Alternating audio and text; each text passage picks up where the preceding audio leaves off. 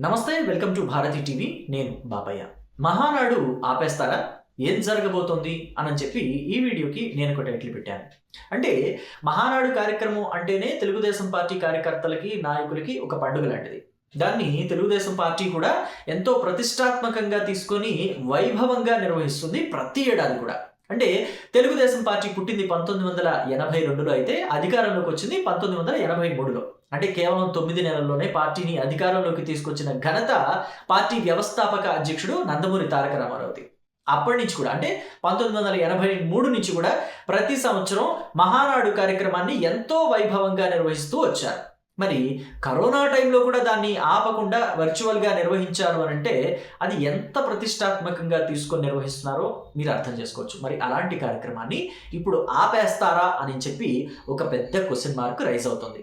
ఎందుకు అలాంటి అనుమానం వచ్చింది, ఎందుకు అలాంటి సందేహం వచ్చింది అని చెప్పి పూర్తి డీటెయిల్స్ నేను మీకు తెలియజేస్తాను. ఎక్కడా స్కిప్ చేయకుండా ఎండ్ వరకు చూడండి. సో ఇక మహానాడు కార్యక్రమం అనంటే టీడీపీ కార్యకర్తలకి, చంద్రబాబు అభిమానులకి, లోకేష్ అభిమానులకి, ఆ పార్టీ వ్యవస్థాపక అధ్యక్షుడు ఎన్టీ రామారావు అభిమానులందరికీ కూడా ఒక పండుగ లాంటిది. రాష్ట్రంలో ఏ మూల నిర్వహించినా సరే వాళ్ళు రెక్కలు కట్టుకొని వాడిపోతారు. ఎక్కడ ఉన్నా సరే కొంతమంది కార్యకర్తలు అయితే విదేశాల్లో ఉన్న ఈ తెలుగుదేశం పార్టీ మహానాడు టైంకి వాళ్ళు ఫ్లైట్ టికెట్స్ రెడీ చేసుకుని, ఫ్లైట్ టికెట్స్ బుక్ చేసుకుని వచ్చేస్తారు. వచ్చి ఇక్కడ కార్యక్రమానికి డైరెక్ట్గా అటెండ్ అవుతారు. వాళ్ళు లైవ్లో కూడా చూడొచ్చు. కానీ ఆ కార్యక్రమానికి వెళ్ళటం అనేది వాళ్ళకు ఒక ఎమోషన్. అక్కడికి వెళ్ళాము అని అంటే మనం అభిమానించే నాయకులు ఎవరైతే ఉంటారో వాళ్ళని ప్రత్యక్షంగా చూడొచ్చు. అక్కడ నాయకులు కూడా కలిదిరుగుతూ ఉంటారు. ఏదో ప్రోటోకాల్ పాటిస్తానో, గన్మెన్లు వేసుకునో అక్కడ తిరగటాలు ఉండవు. ఎలా పడితే అలా తిరుగుతూ ఉంటారు, ఎక్కడ పడితే అక్కడ తిరుగుతూ ఉంటారు. అసలు సామాన్య కార్యకర్తలతో కలిసిపోయి పనులు కూడా చేస్తూ ఉంటారు. మీకు గుర్తు చేయాలంటే బండారు సత్యనారాయణ మాజీ మంత్రి, ఆయన కుమారుడైతే మంచినీళ్ళ బాటిల్స్ కూడా మోసాడు. సో అలా ఉంటారు తెలుగుదేశం పార్టీ నాయకులంతా కూడా. ఆ టైంలో ఇక వాళ్ళ సొంత ఇంట్లో ఫంక్షన్ జరిగితే అన్నీ తామై ఎలా చేసుకుంటారో తెలుగుదేశం పార్టీ మహానాడు కార్యక్రమాన్ని కూడా అంతా తమ భుజాల మీద వేసుకొని చేస్తారు. అంత అభిమానం తెలుగుదేశం పార్టీ నాయకులకు కావచ్చు, కార్యకర్తలకు కావచ్చు. మహానాడు కార్యక్రమం అంటే వాళ్ళకు ఒక ఎమోషన్. సో అలాంటి కార్యక్రమాన్ని ఆపేస్తారా అని చెప్పేసి ఇప్పుడు క్వశ్చన్స్ రైజ్ అవుతున్నాయి. అయితే ఇక్కడ మహానాడు కార్యక్రమం గురించి మీకు కొన్ని విషయాల్ని గుర్తు చేయాలనుకుంటున్నాను. మహానాడు కార్యక్రమాన్ని రాష్ట్రంలో ఏ మూల నిర్వహించినా సరే వాళ్ళ ఓపిక ఉంది, వాళ్ళు వెళ్తూ ఉంటారు కార్యకర్తలు. అంటే వాళ్ళ దగ్గర బైకులు ఉన్నాయి అనుకోండి, 2-3 కలిసి బైకులు వేసుకుని వెళ్ళిపోతారు. లేదా కారులు ఉంటే కారుల్లో వెళ్తారు. లేదా రైలు ప్రయాణం చేస్తారు, బస్సుల్లో ప్రయాణం చేస్తారు. అక్కడి వరకు వెళ్ళి దగ్గరలో ఉన్న పెద్ద పెద్ద ఊళ్ళ వరకు వెళ్ళి అక్కడి నుంచి ఏదో ఒక ఆటో బుక్ చేసుకోవటమో లేకపోతే కారు బుక్ చేసుకుని వెళ్ళటమో చేస్తారు. అంటే వాళ్ళ దగ్గర ఉన్న ఆర్థిక స్తోమతను బట్టి మహానాడు కార్యక్రమానికి వెళ్తారు. ఏ మూల నిర్వహించినా సరే రాష్ట్ర నలుమూలల నుంచి కూడా తెలుగుదేశం పార్టీ కార్యకర్తలు అంతా అక్కడికి వెళ్తారు. అలాగే సామాన్య ప్రజలు కూడా కొంతమంది వెళ్ళేవాళ్ళు లేకపోలేదు. కేవలం తెలుగుదేశం పార్టీ కార్యకర్తలు మాత్రమే వస్తారు అనుకుంటే పొరపాటే. చాలామంది సామాన్య ప్రజలు, న్యూట్రల్గా ఉండేవాళ్ళు కూడా మహానాడు కార్యక్రమానికి వెళ్తారు. అక్కడ ఏం చెప్తారా అనేది వినాలనేది వాళ్ళ ఉద్దేశం. ఎందుకంటే ఫైనల్గా జరిగే సభలో చంద్రబాబు నాయుడు, జాతీయ అధ్యక్షుడు, తెలుగుదేశం పార్టీ జాతీయ అధ్యక్షుడు హోదాలో ఉన్న చంద్రబాబు నాయుడు పార్టీని ఉద్దేశించి, ప్రస్తుత రాజకీయాలను ఉద్దేశించి ఏం మాట్లాడతారు, ఎలా భరోసా ఇస్తారు రాష్ట్ర ప్రజలకి, అలాగే తెలుగుదేశం పార్టీ కార్యకర్తలకి ఎలాంటి భరోసా ఇస్తారనేది వినడానికి చాలా ఉత్సుకత చూపిస్తూ ఉంటారు తెలుగుదేశం పార్టీ కార్యకర్తలతో పాటుగా సామాన్య ప్రజలు కూడా. సో అయితే మహానాడు కార్యక్రమాన్ని ఎట్టి పరిస్థితుల్లోనూ వాయిదా వేయటమా లేకపోతే నిర్వహించకుండా వదిలేయటమా జరగదు. ఎలాంటి పరిస్థితులు ఉన్నా సరే. అంటే కరోనా లాంటి భయంకరమైన పరిస్థితులు మనం చూసాం 2020, 2021లో. ఈ 2 సంవత్సరాల్లో కూడా మహానాడు కార్యక్రమాన్ని వర్చువల్గా నిర్వహించారు. నిజం చెప్పాలంటే మామూలుగా నిర్వహించే కార్యక్రమం కన్నా వర్చువల్గా నిర్వహించిన కార్యక్రమం ఇంకా ఎక్కువ సక్సెస్ అయిందని చెప్పాలి. ఎందుకంటే విదేశాల్లో ఉన్న వాళ్ళు, రాలేని వాళ్ళు కూడా కొంతమంది ఫ్లైట్ టికెట్స్ బుక్ చేసుకుని వస్తూ ఉంటారు. మహానాడు కార్యక్రమానికి డైరెక్ట్గా అటెండ్ అవుతూ ఉంటారు. కొంతమంది అనివార్య కారణాల వల్ల, వాళ్ళ వర్క్ బిజీ వల్ల లేకపోతే ఇతరత్ర కారణాల వల్ల రాలేకపోయిన వాళ్ళు ఉంటారు కదా, వాళ్ళు ఆన్లైన్లో చూస్తూ ఉంటారు. కానీ వర్చువల్గా అటెండ్ అవ్వటం అనేది మరో పద్ధతి కదా. సో డైరెక్ట్గా అటెండ్ అయ్యేటట్టే ఉంటుంది. సో కాబట్టి వర్చువల్గా నిర్వహించిన కార్యక్రమమే ఇంకా పెద్ద సక్సెస్ అయింది అని చెప్పొచ్చు.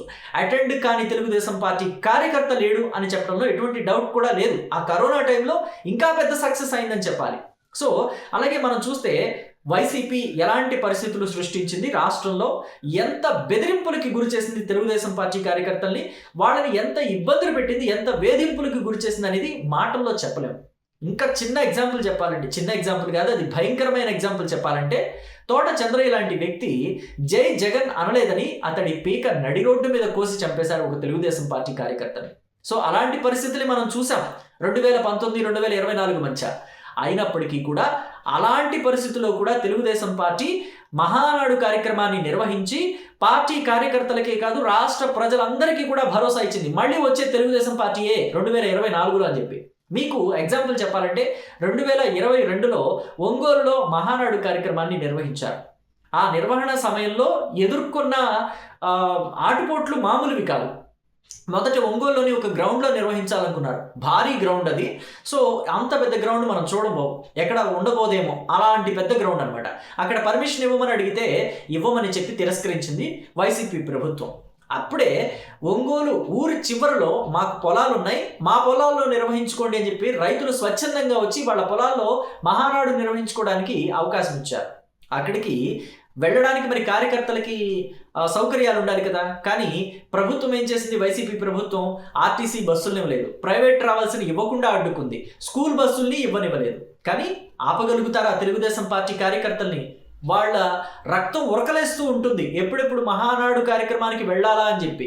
మరి అలాంటి హార్డ్ కోర్ తెలుగుదేశం పార్టీ అభిమానుల్ని ఏ శక్తులు ఆపలేవు కదా. అందుకనే వాళ్ళు బైకుల మీద కూడా వచ్చిన వాళ్ళు ఉన్నారు, కారుల్లో వచ్చిన వాళ్ళు, సొంత వెహికల్స్లో వచ్చిన వాళ్ళు, తుఫాన్లు వేసుకుని వచ్చిన వాళ్ళు, ఇలాంటి వాళ్ళంతా ఉంటారు. కానీ సొంతగా వెహికల్స్ లేని వాళ్ళు బైకుల మీద కూడా వచ్చారు. ఎక్కడి నుంచి? శ్రీకాకుళం జిల్లా నుంచి.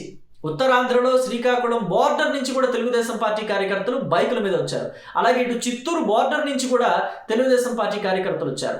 కడప నుంచి కూడా తెలుగుదేశం పార్టీ కార్యకర్తలు పెద్ద సంఖ్యలో వచ్చారు.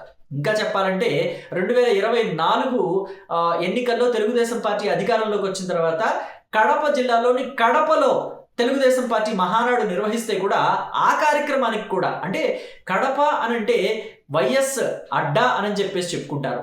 వైఎస్ఆర్ ఫ్యామిలీకి సంబంధించి వాళ్ళ సొంత గడ్డ అన్నట్టుగా ముద్ర పడిపోయింది. అలాంటి కడపలో నిర్వహించిన మహానాడుకి ఎక్కడా తెలుగుదేశం పార్టీ కార్యకర్తలు వెళ్ళడం ఆగలేదు. బెదిరింపులు వచ్చాయి, అలజడి జరుగుతుందేమో అని చెప్పి అనుకున్నారు. కానీ ఎక్కడ తెలుగుదేశం పార్టీ కార్యకర్తలు వెరవలేదు. ఇంకా పోతే మనం 2022లో నిర్వహించిన మహానాడు కార్యక్రమం ఎంత సక్సెస్ అయింది అంటే 2024 ఎన్నికల్లో అధికారంలోకి తెలుగుదేశం పార్టీయే వస్తుంది, కూటమి, అప్పటికి ఇంకా కూటమి అనుకోలేదు, తెలుగుదేశం పార్టీ ఖచ్చితంగా అధికారానికి తీసుకొస్తామని చెప్పేసి నాయకులు ఇచ్చిన భరోసా కార్యకర్తల్లో ఎంత ధైర్యాన్ని నింపింది అనేది మనం అర్థం చేసుకోవచ్చు. ఎన్ని అడ్డంకులు సృష్టించినా మహానాడు నిర్వహించి తీరాల్సిందే, నిర్వహించి తీరతారు అని చెప్పడానికి అదొక బెస్ట్ ఎగ్జాంపుల్. అయితే ఇప్పుడు మాత్రం మహానాడు గురించి ఒక పెద్ద క్వశ్చన్ మార్క్ వస్తుంది. ఎందుకంటే దేశవ్యాప్తంగా ఇంధన కొరత ఏర్పడే అవకాశాలు ఉన్నాయి అని చెప్పేసి అనుకుంటున్నారు. ప్రధాని నరేంద్ర మోదీ కూడా ప్రజలందరికీ, దేశ ప్రజలందరికీ ఇంధనం పొదుపు చేయండి అని చెప్పేసి చెప్పారు. అక్కడ కేంద్రంలో ఎన్డీఏ ప్రభుత్వం ఉంది, రాష్ట్రంలో కూడా ఎన్డీఏ ప్రభుత్వం ఉంది. కాబట్టి ప్రధాని మోదీ ఇచ్చిన పిలుపుని రాష్ట్ర ప్రభుత్వం కూడా అమలు చేస్తుంది. ఇక్కడ రాష్ట్ర వ్యాప్తంగా ప్రజలందరికీ కూడా అనవసరమైన విషయాలకి బయటకు వెళ్ళకండి, బైక్లు వేసుకుని, కార్లు వేసుకుని సరదాల కోసం తిరగకండి, అత్యవసర పరిస్థితులు ఉంటే తప్ప బయటికి వెళ్ళొద్దు, ఇంధనాన్ని వృధా చేయొద్దు, అనవసరంగా ఇంధనాన్ని వేస్ట్ చేయొద్దు, వాడేయొద్దు అని చెప్పేసి ప్రజలందరికీ కూడా చెప్తుంది. మరి ఇలాంటి పరిస్థితిలో మహానాడు నిర్వహించాలంటే ఎంత కష్టం, ఎంత ఖర్చుతో కూడుకున్న పని. సో మహానాడు కోసం ఎంతమంది ప్రజలు, ఎంతమంది తెలుగుదేశం పార్టీ కార్యకర్తలు అక్కడికి వస్తారు? లక్షల సంఖ్యలో వస్తారు, వేల సంఖ్య కూడా కాదు, లక్షల సంఖ్యలో వస్తారు. నాయకులే వేల సంఖ్యలో ఉంటారు. అంటే రాజకీయాల నుంచి రిటైర్ అయిన తెలుగుదేశం పార్టీ నాయకులు కూడా మహానాడుకు వస్తారు, రాజకీయాలలో క్రియాశీలకంగా ఉన్న నాయకులు కూడా వస్తారు. అలాగే అధికార ప్రతినిధుల దగ్గర నుంచి, మండల స్థాయి నాయకుల దగ్గర నుంచి, జెడ్పీటీసీలు, ఎంపీటీసీలు, ఇలా ప్రతి ఒక్కళ్ళు వస్తారు. నాయకుల స్థానంలో ఉన్నవాళ్ళు వాళ్ళే కొన్ని వేల సంఖ్యలో ఉంటారు. ఇక కార్యకర్తలు ఎంతటి స్థాయిలో ఉంటారు, లక్షల సంఖ్యలో ఉంటారు. వాళ్ళందరూ రావాలంటే మరి బస్సులు పెడతారు. తెలుగుదేశం పార్టీ అధికారంలో ఉంది కాబట్టి ఆర్టీసీ బస్సుల్ని కేటాయిస్తుంది, ప్రైవేటు బస్సుల్ని వాళ్ళు రెంట్కి తీసుకుని వచ్చేవాళ్ళు ఉంటారు, అలాగే కారుల్లో వచ్చేవాళ్ళు ఉంటారు, బైకుల మీద వచ్చేవాళ్ళు ఉంటారు. సో మరి వీళ్ళందరికీ ఇంధనం కావాలి కదా. పెట్రోలో డీజిలో ఖర్చు అవుతుంది కదా. ఇప్పుడు అసలు దేశంలో ఇంధన కొరత ఏర్పడుతుంది అని చెప్పేసి మనం మాట్లాడుకుంటున్న టైంలో రాష్ట్రంలోని నాయకత్వం, దేశంలోని నాయకత్వం కూడా వాళ్ళ కాన్వాయ్లో కార్లని తగ్గించేసుకుంటున్న సమయంలో మహానాడు కోసం ఇంత పెద్ద సంఖ్యలో ఇంధనాన్ని వృధా చేస్తే పరిస్థితి ఏంటి అని చెప్పేసి ఆలోచన వచ్చింది. సో అందుకనే మహానాడుని ఈసారి అసలు తీసేయాలా, లేకపోతే ఈ ఇంధన కొరత అంతా కూడా సద్దుమడిగిన తరువాత మహానాడు నిర్వహించాలా, లేదంటే వర్చువల్గా నిర్వహించుకోవాలా అని చెప్పేసి ఒక చర్చ జరుగుతోంది అధిష్టానంలో. మరి అధిష్టానం ఎటువంటి నిర్ణయం తీసుకుంటుంది? మహానాడుని ఈసారికి వదిలేస్తారా, లేదంటే వర్చువల్గా నిర్వహిస్తారా, లేదా వాయిదా వేస్తారా? ఏం జరగబోతోంది అనేది తెలియాలంటే వేచి చూద్దాం.